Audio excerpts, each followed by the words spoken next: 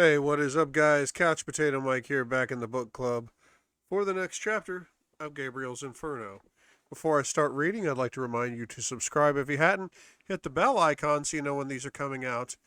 And give me a like, give me a comment, give me anything. Just watch it till the end and enjoy the ride. So, where we are is chapter 10, where we left off last time.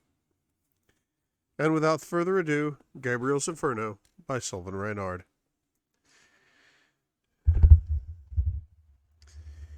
While Julia was at the lobby, there were moments when she was convinced that Gabriel remembered her. But those moments were fleeting and ethereal, and they disappeared like cobwebs blown away by the wind. So Julia, because she was an honest young woman, began to doubt herself. Perhaps her first encounter with Gabriel had been a dream. Perhaps she'd fallen in love with his photograph and imagined the events that occurred after Rachel and Aaron fled. Perhaps she had fallen asleep in the orchard alone, the sad recipient of the desperate and lonely illusion of the young girl from a broken home who had never felt love before. It was possible. When everyone in the whole world believes one thing, and you are the only one who believes differently, it's very tempting to assimilate. All Julia would have to do would be to forget, to deny, to suppress. Then she would be just like everyone else. But Julia was stronger than that. No, she had not been prepared to call Gabriel out publicly for exposing her virginity, for that would be to draw too much attention to the fact that she was partially ashamed of it. And no, she was unwilling to force him to acknowledge her or the night they shared together, for Julia had a fairly pure heart, and she did not like to force anyone to do anything. When she saw the confusion on Gabriel's face while they were dancing and realized that his mind wouldn't allow him to remember, she withdrew. She was worried what a sudden strong realization might do to him, and fearful that his mind might shatter like Grace's glass coffee table. She chose to do nothing. Julia was a good person, and sometimes goodness doesn't tell everything it knows. Sometimes goodness waits for the appropriate time and does the best it can with what it has. Professor Emerson was not a man that she had fallen in love with in the orchard. In fact, Julia concluded that there was something seriously wrong with the professor. He was not just dark or depressed, but disturbed, and she worried that he had alcoholic tendencies, familiar as she was with the alcoholism of her mother. But because she was good, she would not break him the way that she had been broken by forcing him to look at something he did not want to see. She would have done anything for Gabriel, the man she spent the night with in the orchard in the woods, if he had given her even a single indication that he wanted her. She would have descended to hell and searched for him, looking until she found him. She would have stormed the gates and dragged him back. She would have been Sam to his Frodo and followed him into the bowels of Mount Doom. But he was not her Gabriel. Her Gabriel was dead, gone, leaving behind only the vestiges of him in a body of a harsh and tortured clone. Gabriel had almost broken Julia's heart once. She was determined she would not let him break her heart for a second time. Before Rachel left Toronto to return to Aaron and the dystopia that was her family, she insisted on seeing Julia's studio apartment. Julia had been putting her off for days, and Gabriel himself had discouraged his sister from simply showing up unannounced. He knew that as soon as she saw where her friend lived, she'd pack up Julia personally and force her to move into a nicer place, preferably Gabriel's guest room. One can only imagine Gabriel's reaction to that suggestion, but it ran along the lines of no fucking way. So, on Sunday afternoon, Rachel arrived on Julia's doorstep in order to have tea and to say her goodbyes before Gabriel took her to the airport. Julia was nervous. She had the cardinal virtue of fortitude, like a stubborn medieval saint, and so she was unlikely to mind various discomforts or sights. Consequently, she hadn't thought her little hobbit hole was really that bad when she signed the lease. It was safe and it was clean, and she could afford it, but believing that and showing her apartment to Rachel were two different things. I need to warn you that it's small, but remember, I'm living on a grad student's income, and it's fixed. I can't get a job up here because I don't have a work permit, and I can't afford to live in Gabriel's building or any were even half as nice," Julia explained as she ushered her friend into her apartment. Rachel nodded and placed a large square box on the bed. Gabriel had warned her how tiny the apartment was. He'd told her not to make a scene, for Gabriel still nursed a secret regret over his appalling behavior during his one and only visit to Julia's apartment. But still, nothing bothered her brother or her friend. But still, nothing her brother or her friend told her quite prepared Rachel for what she saw behind Julia's closed door. The space was small, old, and everything in it was second-hand or cheap, apart from the simple curtains, bedding, and anything Julia had brought with her from home. To her credit, Rachel walked through the studio first, which only took about 5 steps, and looked at the closet, inspected the bathroom, and stood in the kitchen area, looking at a pathetic little hot plate and an old decrepit microwave. Then she put her hands over her face and burst into tears. Julia stood rooted to the spot, not quite knowing what to do. Rachel was disturbed by ugliness, she knew, but Julia had tried to make her studio pretty and had used her favorite shades of purple to do so. Surely Rachel could appreciate that. Rachel came to herself a few moments later, wiping her tears and giggling. "I'm sorry. It's the hormones and lack of sleep. I've been emotional because of Mom, and then there's everything with my dad and Aaron and the wedding. Oh, Julia, I wish I could take you home with me and you could live with us in Philadelphia. We have so much space, and our kitchen is bigger than your entire apartment." Julia hugged her friend tightly until she cracked a smile. "Gabriel said you're very particular about your tea. He was impressed with how you made Gabriel said you were very particular about your tea. He was impressed with how you made it. And you know nothing ever impresses him. So I'm going to curl up on your lovely lilac bed and learn how you do it." Rachel plopped herself down on top of Julia's comforter, holding the large square box in her lap and trying to be cheerful for the sake of her friend. Julia was surprised that Gabriel even remembered the tea, since he hadn't been so busy criticizing her eating habits during their visit. But she pushed such thoughts aside and forced her attention on making Rachel feel at home and helping her forget her troubles.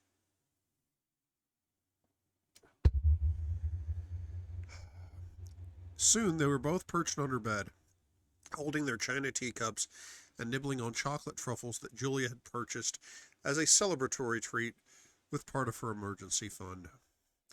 Rachel traced the rim of her cup with a single finger. "There's something I need to tell you about Gabriel." "I don't want to hear it." Rachel looked over at Julia and frowned. "Why not?" "Because he's my professor. It's safer if we pretend not to know each other. Trust me." Rachel shook her head. "He said something similar to me, you know. But I'm going to tell you what I told him. I don't care. He's my brother and I love him. And there's a few things you should know." Julia sighed in acquiescence. "He'd kill me if he knew that I was telling you this, but I think it will make his attitude easier to understand. Did Mom ever tell you how she came to adopt him?" "She only talked about happy things. How proud she was of him. How well he did at Princeton and Oxford. She never talked about his childhood." "Mom found him when he was 9 years old, wandering around the hospital in Sunbury. He'd been traveling with his mother, who was a crazy alcoholic, and she got sick. They ended up in Sunbury, and his mother died of pneumonia, I think. Anyway, Mom found Gabriel, and he didn't have a dollar to his name. He couldn't even buy a drink from the vending machine. She was even more upset when she tracked down his mother's relatives, and they told her to keep him. He knew that his family didn't want him, and despite everything my parents did, I don't think he's ever felt at home with us. He never became a Clark." Julia thought of Gabriel as a scared and hungry little boy and fought back tears. She imagined his eyes, large and blue, and his pale but angelic face. His shock of brown hair spiked and unruly, dirty clothes, and a crazy mother. Julia knew what it was like to have an alcoholic mother. She knew what it was like to cry herself to sleep at night, wishing someone, anyone, would love her. She and Gabriel had more in common than she cared to admit. Much, much more. "I'm sorry, Rachel. I didn't know." I'm not excusing his rudeness. I'm just telling you who he is. Did you know that after his horrible fight with Scott, Mom lit a candle every night and placed it on one of the windows? She thought that if Gabriel happened to be in Selinsgrove and saw the candle, that he would know that she was waiting for him, that she loved him, and he'd walk up to the front steps and come in. Julia shook her head. She hadn't known that, but she believed it. That's just who Grace was. Charity unbound. He pretends to be whole, but he's broken, and deep down he hates himself.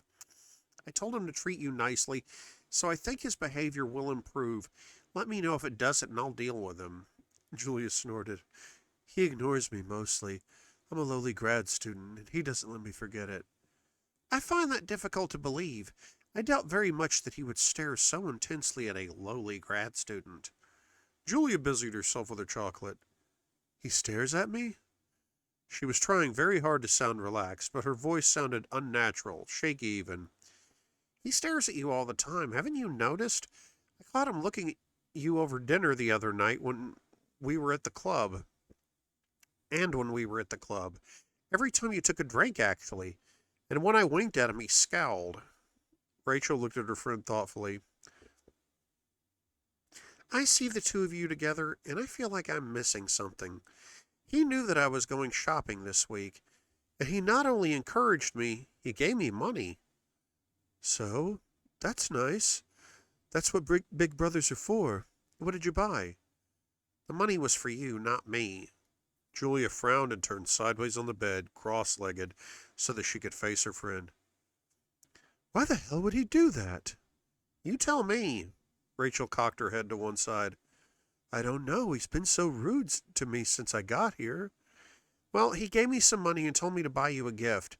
He was very specific, so here it is. Rachel placed the box in Julia's lap. I don't want it. She tried to hand it back, but Rachel refused. At least open it and see what it is. Julia shook her head, but Rachel insisted. So she opened the box. In it she found a very nice chocolate-brown, Italian-made leather messenger bag. She held the bag up by its strap and looked at it. The label said Fendi. Holy crap, thought Julia. Well, what do you think?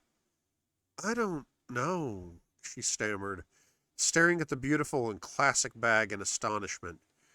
Rachel took it from her and began rummaging through it, muttering about its internal stitching, numerous compartments, and overall quality workmanship. See how perfect it is? It's functional and feminine, since it's a messenger bag and not a briefcase, and it's Italian. And we both know that you and Gabriel have a thing for Italy, she added, after a pause that was designed to elicit some kind of reaction. Julia's telltale flush and immediate nervousness told Rachel all she needed to know, but she chose not to embarrass her friend any further. I'm not supposed to tell you it's from him. He was very explicit. Of course, I ignored him, she chuckled. Your brother wants me to have this because he doesn't like looking at my ratty old knapsack. Its very existence offends his patrician sensibilities, so he thinks he can use you to persuade me to get rid of it. But I'm not going to. It's an LL Bean, damn it, and they offer a lifetime guarantee. I'll send it back to Maine and they'll replace it. He could take his messenger bag and shove it up his I'm too good for domestic items ass. Rachel was stunned momentarily. It's not as if he'll miss the money. He has piles of it. Professors don't make that much money. That's right. He inherited it. From Grace? No, from his biological father. A number of years ago, a lawyer tracked Gabriel down and told him that his father had died and left him a lot of money. I'm not sure he even knew his father's name before that. Gabriel refused the inheritance at first, but later changed his mind. Why? I don't know. It was after his fight with Scott. I didn't talk to Gabriel after that for a very long time, but as far as the money is concerned, I think he's trying to spend it faster than it accumulates interest. So don't think of it as a gift from Gabriel. Think of it as him sticking it to his old man. He wants to give money away, and he wants you to have something nice. He told me so. Julia shook her head. I can't accept it. I don't care where it came from or why. Rachel gave her friend a pained look. Please, Julia. Gabriel has been on the outs with all of us for so long. He's finally letting me back into his life, and I don't think I can lose him now after everything. Her face crumpled, and she looked very upset. Uh, I'm sorry, but it's too much. He's my professor. He'll get in trouble. Rachel clutched Julia's hand. Will you tell on him? Of course not. Good, because you're supposed to think that this is a belated birthday gift from me or Mom. Rachel's eyes widened when she realized her mistake. Oh, God, Julia, your birthday! I forgot! I'm so sorry! Julia clenched her teeth a little. I don't really celebrate it anymore. It's just too hard. I can't. Do you ever hear from him? Julia immediately felt ill. Only when he's drunk or pissed off about something, but I changed my cell phone number when I moved here, so he couldn't call me.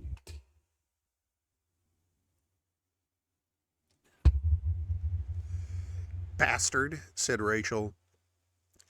Well, I wasn't supposed to tell you this messenger bag was from Gabriel, but I just couldn't lie to you. I know how much it hurts when people lie, and I wasn't going to do that. The two friends exchanged a meaningful look. Julia contemplated this one gift from Gabriel and all of its implications, spoken and unspoken. She didn't want to receive a gift from him. He'd rejected her, plain and simple. Could she have this bag in her little hobbit hole? Could she use it, carry it to school, knowing all the while that it was from him? Knowing that he'd been staring at her smugly, thinking that he'd done her some kind of service? Not for Gabriel. Not for all the tea in China. Rachel saw what Julia was about to do even before the words had formed in the back of her mind. If you don't accept this bag, he'll know something went wrong. He'll blame me instead. Julia silently cursed him. Oh, gods of all pretentious Pole and Keister Dante specialists, send him a rash on Il Pine. Please, something extra itchy. But for Rachel, Julia would do anything. Fine, I'll do this for you, but will you please tell Gabriel not to buy me any more stuff? I'm starting to feel like one of those kids on the UNICEF box on Halloween. Rachel gave her friend a nod and a smile and bit into a chocolate. She licked the cocoa from her lips and closed her eyes. It was good. Julia hugged the briefcase to her chest like a shield and inhaled the lovely leather scent. Gabriel wanted me to have a present. He must feel something for me, even if it's only pity. Now I have something of his besides a photograph, something I'll own forever. She waited a moment before delicately changing the subject. Will you tell me what happened at the funeral? I sent a card with some flowers and Gabriel saw them, but he had no idea why I sent them. I heard about that. I saw the gardenias, and Scott said they were from you, but the card disappeared before I had a chance to explain it to Gabriel. I was a wreck. My brothers were fighting, and I was trying to keep them away from each other before someone went through a window or a coffee table. Julia thought of the shattered glass and blood on the white carpet, and she shivered. Why are they always fighting? Rachel sighed. It never used to be that way. Gabriel changed when he went off to Harvard. Her voice trailed off mysteriously. Julia didn't feel comfortable pressing her, so she kept silent. As you know, Gabriel didn't come home again for years after his fight with Scott, and when he did, he would only stay a few days. He insisted on sleeping at a hotel, and that broke Mom's heart. Scott won't let Gabriel forget it, all the stuff he put Mom through. Rachel chewed another truffle thoughtfully. Scott looked up to Gabriel. It really hurt him when things went sour. Now they barely speak to one another, and when they do, she shuddered. I don't know what I would have done without Aaron. I'd probably have run away and never come back. Even a dysfunctional family is better than no family at all, Julia said softly. Rachel looked sad. Well, that's what we are now. We were the Clarks. Now we are a dysfunctional family. A dead mother, grief-stricken father, a hot-headed black sheep, and a pig-headed brother called Scott. I guess I'm the partridge in the pear tree. Does Scott have a girlfriend? He was dating a woman in his office, but they broke up right before Mom got sick. I'm sorry, Rachel sighed. My family is like a Dickensian novel, Julia. No, it's worse. We're a twisted mix of Arthur Miller and John Steinbeck, with a bit of Dostoevsky and Tolstoy thrown in. Is it really that bad? Yes, because I have the feeling there are elements of Thomas Hardy lurking below the surface, and you know how much I hate him. Mind fucking bastard. Julia thought about this and hoped for her friend's sake that the Hardy novel approximating the Rachel Clark experience was more Mayor of Casterbridge than Tess of the D'Urbervilles, or, God forbid, Jude the Obscure. Unfortunately, Julia did not pause to consider which Hardy novel best described her own experiences. With Mom gone, everything is in upheaval. Dad is talking about retiring and selling the house. He wants to move to Philadelphia to be closer to me and Scott. When he asked Gabriel if he minded if he sold the house, Gabriel flipped out and wandered off into the woods. We didn't see him again for hours. Julia inhaled sharply and began to fidget with her messenger bag. Rachel was too busy placing her teacup on the card table and walking to the bathroom to notice, but something she said had upset Julia deeply. By the time Rachel returned, Julia had calmed herself through no little effort and was adding hot water to the teapot. Rachel fixed her friend with a concerned look. What did Gabriel say that bothered you so much when you were... Oh, sorry. What did Gabriel say so much that bothered you when you were dancing with him? And by the way, my Spanish is rusty, but Besame Mucho is a pretty hot song. Did you even listen to the lyrics? Julia focused her attention on her tea and tried very hard not to hyperventilate. She knew she was going to have to lie to Rachel, and it was not a decision she took lightly. All we talked about is the fact that he knew I was a virgin. Bastard! Why the hell does he do things like that? Rachel shook her head.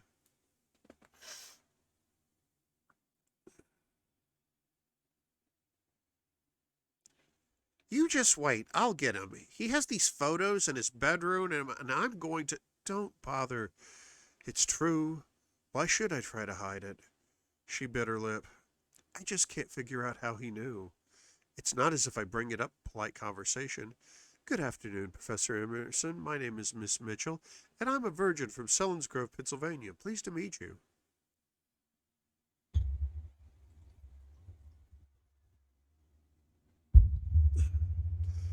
Rachel waved Rachel waved her hand dismissively.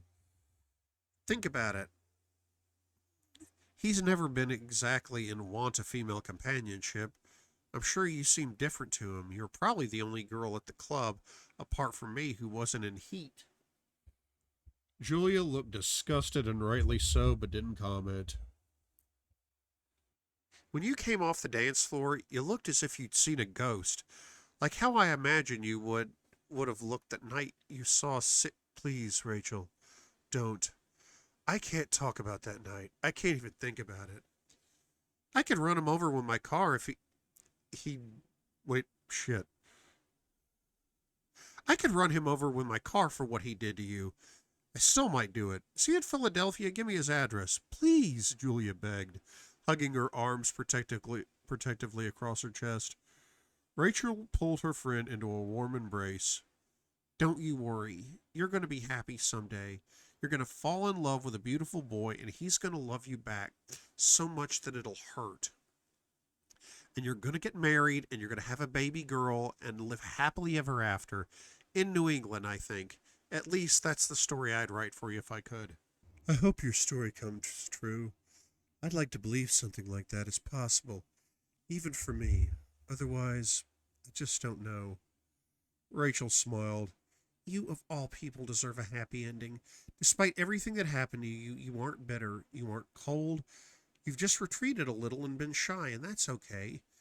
If I were a fairy godmother, I would give you your heart's desire in an instant, and I would wipe away your tears and tell you not to cry. I wish Gabriel had taken a page from your book, Miss Julia. He could have learned a thing or two from you about how to deal with heartbreak. Rachel released her friend, looking at her closely before she spoke again. I know it's a lot to ask, but will you look out for Gabriel? Julia leaned over the teapot on purpose, refilling their cups so that Rachel couldn't see her face.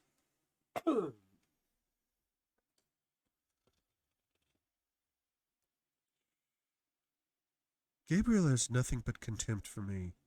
He's merely tolerating me for your sake. That's not true, believe me. That is simply not true. I've seen how he looks at you. He can be cold, but apart from his biological parents, I don't think he's ever hated anyone other than himself, not even Scott during their worst fight. Julia shrugged. There's nothing I can do. I'm not asking you to do anything, really. Just keep your eyes open. And if you see him starting to act strangely, or if he's in trouble, I want you to call me, day or night. Julia wore an incredulous expression. I'm serious, Julia. With Mom gone, I'm worried that his darkness is going to return. And I can't lose him again. Sometimes I feel as if he's standing on the edge of a very high cliff.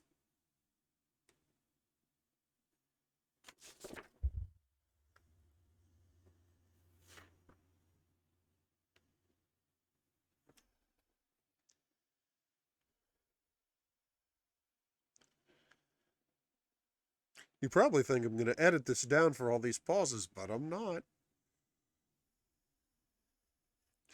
Even when I can't find my damn place.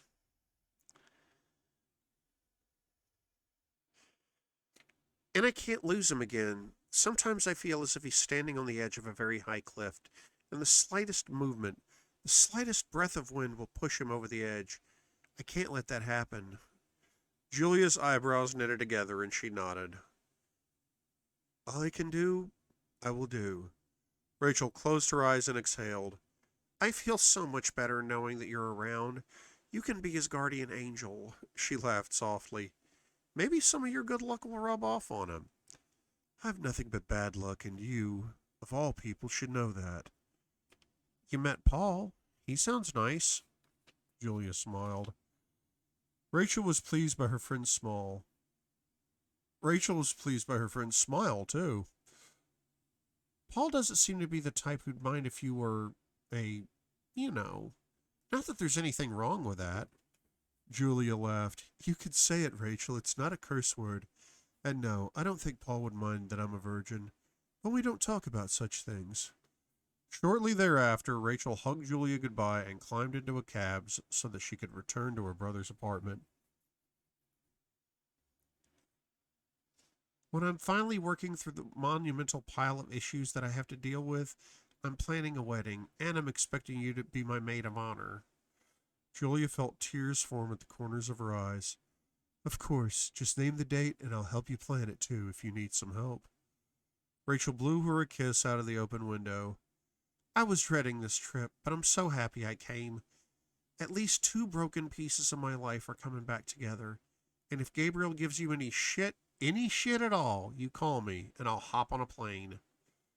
With Rachel's departure, Julia and Gabriel were forced With Rachel's departure, Julia and Gabriel were forced to part company with their solid and secure St. Lucie. But in true saint-like fashion, she had accomplished all of her tasks before she returned home. She had planted seeds that would soon blossom in unexpected ways. Excuse me, guys. Well, that is it for that chapter, and that's also it for the video. Not much to say about this one. It's pretty self-explanatory. Two girls talking. So naturally I zoned out. I'm just kidding. I'm just kidding. Oh, boy. Oh, sorry. I like to enrage feminists. So, it's just the chauvinistic side of me. I kid. I love everybody. But that is going to do it for this episode. If you have any comments, about the chapter, please leave them down below. I love to read them, and I'll respond to them. I read every comment that hits my page. So until next time, this is Couch Potato Mike reminding you that in the end, we're all stories. So let's make them good ones. See you next time.